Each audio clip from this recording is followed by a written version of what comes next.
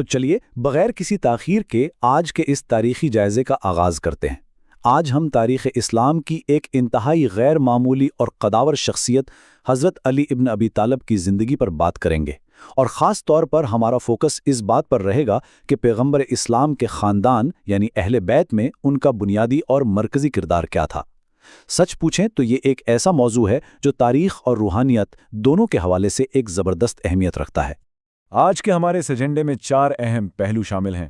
سب سے پہلے ہم اہل بیت کے مرکز پر بات کریں گے، اس کے بعد اسلام کی شمشیر، پھر ان کے منصفانہ طرز حکمرانی کا جائزہ لیں گے، اور آخر میں علم، ورثہ اور نسل پر گفتگو کریں گے۔ تو بیسیکلی ہم یہ دیکھیں گے کہ کس طرح ان کا سفر ان کے خاندان کے بالکل اندرونی حلقے سے شروع ہو کر ایک عالمی اور تاریخی ورثے تک پہنچتا ہے۔ تو آئیے اپنے پہلے حصے کی طرف بڑھتے ہیں، اہل بیت کا مرکز۔ یہاں ہم دیکھیں گے کہ ان کے گہرے خاندانی اور روحانی بندھن کس طرح قائم ہوئے۔ اب جب ہم لفظ اہل بیت کی بات کرتے ہیں، جس کا لغوی مطلب گھر والے ہے، تو دراصل یہی وہ تعریف ہے جو حضرت علی کے منفرد روحانی مقام کو سمجھنے کی چابی ہے۔ اہل بیت سے مراد پیغمبر اسلام کا خاندان ہے، اور یہ محض کوئی عام خاندانی رشتہ نہیں ہے، بلکہ اسلام میں یہ ایک انتہائی گہرا اور پاکیزہ روحانی بندھن ہے، ایک ایسی خاندانی اکائی جس کی پرورش براہ راست نبوی سائے میں ہوئی۔ ان کی ابتدائی زندگی کا ٹائم لائن دیکھا جائے تو ہر ایک لمحہ پیغمبر کے سائے میں ہی گزرتا نظر آتا ہے۔ کعبہ میں ان کی ولادت سے لے کر ہجرت کی رات یعنی لیلۃ المبیت کے موقع پر رسول پاک کے بستر پر بے خوف سو جانے تک ان کی جانثاری واقعی بے مثال تھی۔ پھر بی بی فاطمہ سے ان کا مبارک نکاح ہوتا ہے، جس سے اس مقدس خاندان کی نسل آگے بڑھتی ہے اور حضرت حسن اور حضرت حسین جیسی عظیم ہستیوں کی ولادت ہوتی ہے۔ تاریخ کے اوراق پلٹے تو پتہ چلتا ہے کہ واقعہ مباہلہ ایک بہت ہی فیصلہ کن موڑ تھا۔ ذرائع واضح کرتے ہیں کہ اس موقع پر پیغمبر نے اپنے ساتھ صرف حضرت علی، بی بی فاطمہ اور ان کے دونوں بیٹوں کو لیا تھا۔ یہ واقعہ اور پھر قرآن کی آیت تطہیر، ان دونوں نے مل کر اس خاندانی اکائی کے روحانی مرتبے کو ہمیشہ کے لیے مستحکم کر دیا۔ غدیر خم کے انتہائی اہم واقعے کے حوالے سے تاریخی اور مسلکی ذرائع مختلف تشریحات پیش کرتے ہیں، اور ان کو غیر جانبدارانہ طور پر سمجھنا بہت ضروری ہے۔ ایک طرف سنی نقطہ نظر کے مطابق یہاں لفظ مولا کا مطلب ایک گہری دوستی، محبت اور قربت کا رشتہ ہے، جبکہ دوسری طرف شیعہ نقطہ نظر میں اسے براہ راست الہی اور سیاسی جانشینی کا اعلان تسلیم کیا جاتا ہے۔ ظاہر ہے یہ دونوں ہی زاویے اسلامی تاریخ کو سمجھنے کے لیے بہت اہم ہیں۔ اسی طرح جانشینی کے بحران اور بی بی فاطمہ کے گھر کے ارد گرد پیش آنے والے افسوسناک واقعات پر بھی مختلف تاریخی روایات موجود ہیں۔ سنی تاریخی ذرائع یہ بتاتے ہیں کہ حضرت علی نے امت کے وسیع تر اتحاد کی خاطر تنازعات سے گریز کیا اور ابتدائی خلفاء کو تسلیم کر لیا۔ اس کے برعکس تاریخی شیعہ روایات کے مطابق ان کے حقوق غصب کیے گئے اور بی بی فاطمہ کے گھر پر حملہ ہوا، جس کے نتیجے میں ان کی وفات ہوئی۔ ہم یہاں ان دونوں بیانیوں کو محض رپورٹ کر رہے ہیں۔ چلیں اب آگے بڑھتے ہیں ہمارے دوسرے حصے کی جانب، اسلام کی شمشیر۔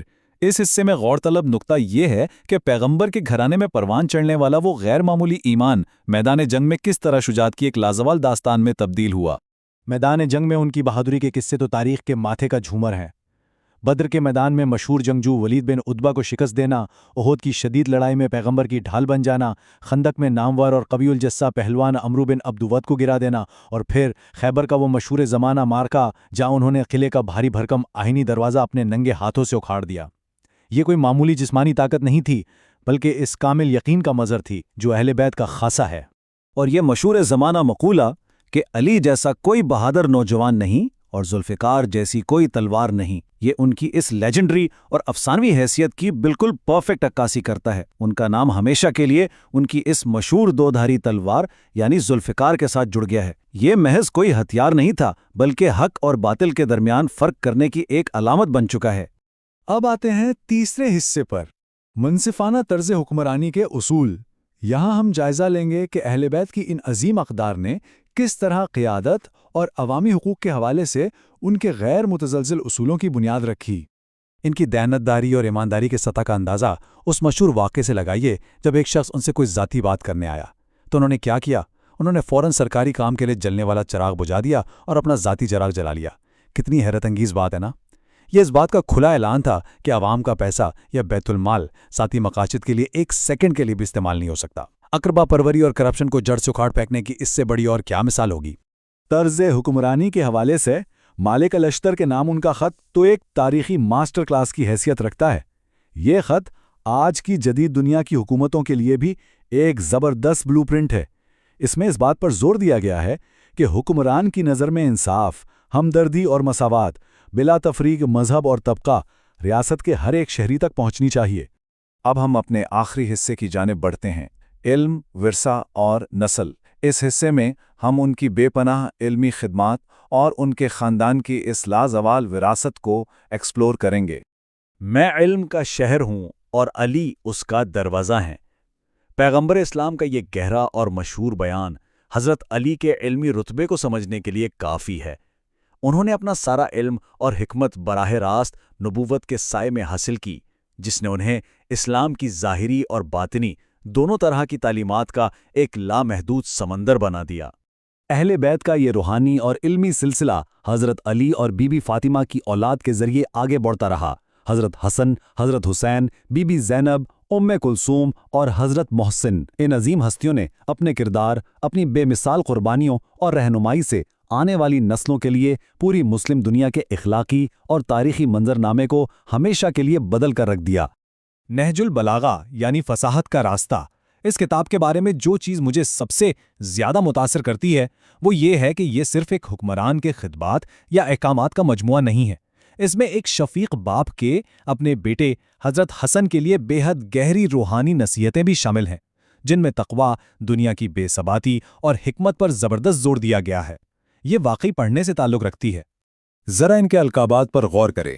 یہ القابات ان کی شخصیت کے مختلف اور حیران کن پہلوؤں کو اجاگر کرتے ہیں۔ ایک طرف وہ میدان جنگ کے اسد اللہ اور حیدر ہیں، یعنی اللہ کے شیر، تو دوسری طرف وہی شخصیت مسجد کی مٹی پر انتہائی سادگی اور عاجزی سے بیٹھی نظر آتی ہے، جنہیں محبت سے بوتلاب یعنی مٹی کا باپ کہا گیا۔ جلال اور کمال کا یہ حسین امتزاج ان کو تاریخ میں بالکل منفرد مقام عطا کرتا ہے۔